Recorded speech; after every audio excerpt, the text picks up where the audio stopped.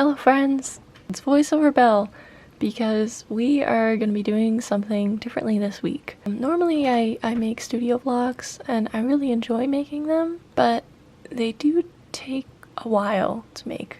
And with the product launch coming up next week, and also I've been trying to make a video doing like a mini makeover of my workspace, and it's like half filmed and not done. I just didn't have the time to do like a normal studio vlog like I usually would. So this week we're gonna do something a little bit different. I thought it would be fun to tell you guys a story of something that happened to me over the weekend, this past weekend. I deliver food for a particular delivery company, and I'm not gonna call them out directly because I still work for them, but I deliver food because, you know, I love my art and I want it to be my full-time thing, but it's not making me money right now, so I'm doing this on the side so that I can pay for things like bills and, you know, supplies like the sticker paper and all that stuff. So yeah, I deliver food usually just on the weekends because then during the weeks I can make my art and my videos and all that jazz. And you know, you guys know, or you know now,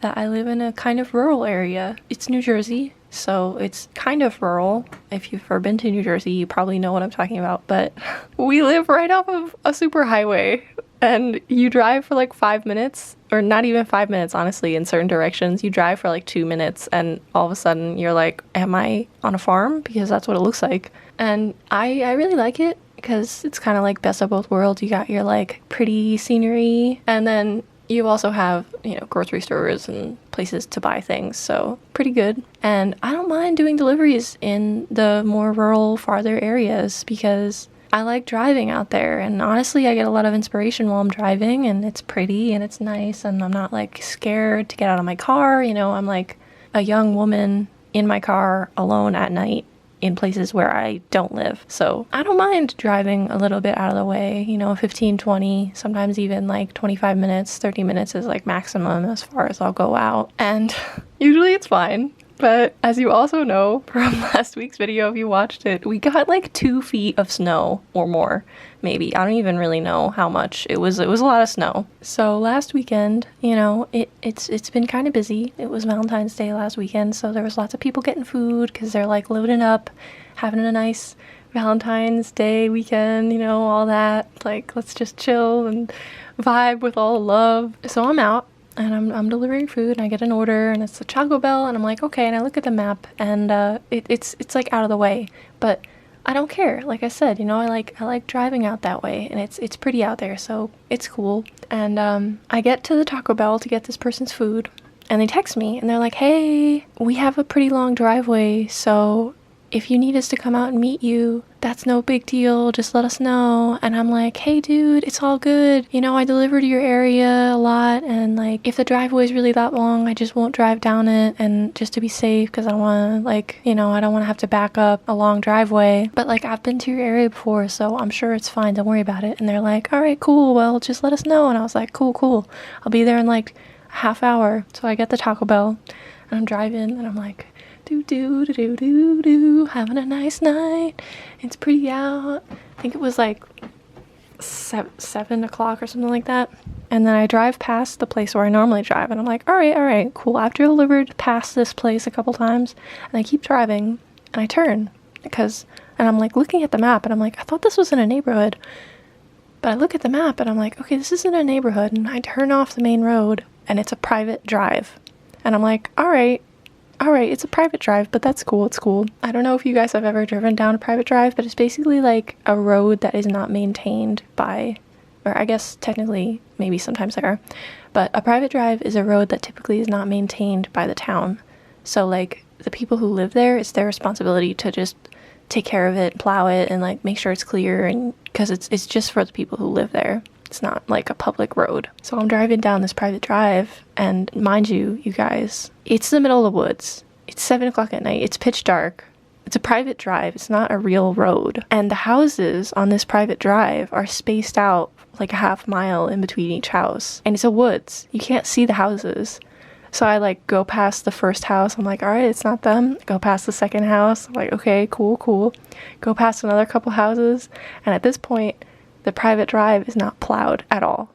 We got 2 feet of snow like 2 weeks ago, and I'm like, okay, it's cool, it's fine. Because the snow is like packed down. And I'm like, all right, it's cool.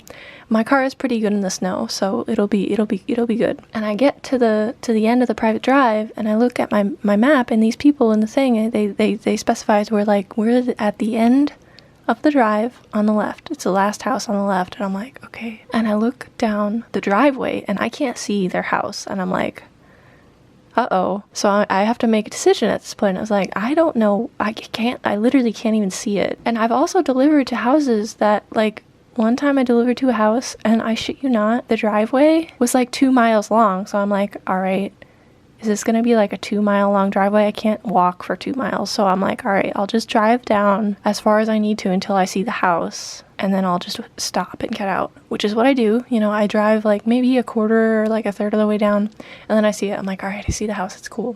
And they're out there waiting on the porch, and I like get out of the car, and they're like, hey. And I'm like, hey, sorry. I'm coming. Don't worry. I'm coming to you. And they're like chilling, smoking out on the porch. And I'm like, here's your food. And they're like, oh, thank you so much for coming. And I'm like, yeah, it's no problem. I don't mind driving out here. It's all good. And they were like, hey, do you want a beer? And I'm like, no, thank you, but no, I'm driving and I'm still working. And they're like, oh yeah.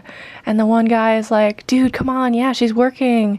And I'm like, yeah, so here you go, have a nice night. And they're like, hey, let us know if you need help getting out. And I'm like, no, it's cool, my car's good, I'm good. So I walk back to my car, and I'm like, okay, just have to casually back out of here. Carefully and casually back out of here, and like it's all gonna be fine. And for the first like 1 minute to 30 seconds, it is all fine. But then my wheels started spinning, which has never happened to me before in my car, ever, or in any car. Honestly, I've never been in this situation where you're backing up and your wheels start to spin, and you're in the middle of nowhere alone at night, in the middle of the woods. So, you guys might not know this, but I actually have pretty bad anxiety, really bad, like horrible anxiety that I'm able to control. Over the years, I've figured out ways of dealing with it so that you can't really tell that much. I mean, you might think I'm kind of weird, but like if you met me, you probably think I was a little bit weird, but you might not catch on to the fact that I have anxiety. But it's starting up because I'm trying to back up and my wheels just keep spinning, and I'm like, oh shit, okay. You know what? It's fine. I'll just go forward a little bit, get a little bit of momentum, and then back up again. And that's what I did for like a little while until I got to the end of this driveway, and I'm like, okay, I'm almost out. But then the driveway starts to curve, and I'm like, oh no. And I start to go off of their tire tracks because, like, just a reminder, they did not plow, or like they plowed a little bit, but they didn't really plow it so it's just like loose snow that's been packed down by tire tracks of like big trucks. So I start like backing up, and since it's curved, I'm like out of the tracks, and I'm like hitting the snow a little bit, but like eventually I get to the end of the driveway, and I'm literally almost free. I'm not kidding you. I'm almost free, and there's no way for me to back up because of the way that the driveway is curved. I'm inching backwards, like literally 6 inches at a time, and then going forward and then inching back again until my wheels will spin. And like I keep doing this over and over again. I've been like at this for like 15 minutes at this point, you know, trying to get out of this driveway. And then at one point I was like perpendicular. I'm trying to do a K-turn in reverse in the snow so that I can like drive straight ahead out of this private drive, because the private drive itself, not the driveway, the private drive is like a mile long at least. I don't want to back up a whole entire mile. So I'm trying to do a K-turn, and it gets to a point where every time I go forward and back to try to get momentum, instead of like going a little bit forward and then backing up more, I'm only going forward, and I can't back up because every time I go forward, my wheels spin, and like I'm just completely stuck. And I'm like perpendicular to the road, and the front of my car is literally in a snowbank. It's like a 6 foot tall snowbank, and I can't move at all. And I'm like, oh shit. And I'm starting to like hyperventilate because like the anxiety of the whole situation. It was so ridiculous. And I'm like, okay, think, what do I do to get out of this? I was like, okay, so on the internet they always say if you're stuck, you can like take your car mats out of your car to try to like, use them to get your tire you like take them out and put them underneath your tires and try to use that to like get traction. I'm gonna just tell you right now, that shit does not work. It does not work. Or I was doing it wrong. I tried the front tires and the back tires and neither one worked. I even tried to put my car into neutral to like push it out myself, but it was an incline. So when I put it in neutral just for like 1 second, I started to roll farther into the snowbank. It was so bad. And I was like freaking out because I was alone. Like, this would be bad enough if you were like, you know, if this happened at all, it would be bad because you'd be stuck. Like, but I was alone with like the only people that I know within like 40 minutes driving are these two random dudes that I just delivered food to and who just offered me a beer. And like, don't get me wrong, they seemed like nice guys, but like, I don't know them, you know, and I'm a young woman by myself. Like, I'm scared. I'm literally scared, but like there's nothing I can do at this point. I'm stuck. I'm dead stuck. I was so set and I was so close to getting myself out of this situation and I couldn't do it. So I'm like, okay, I need to make a decision. I have to either call my car insurance, get a tow again, because I already got a tow this year because a tire got a nail in it. Or I have to go ask these dudes for help. And like, they had offered to help me, but like, I'm scared.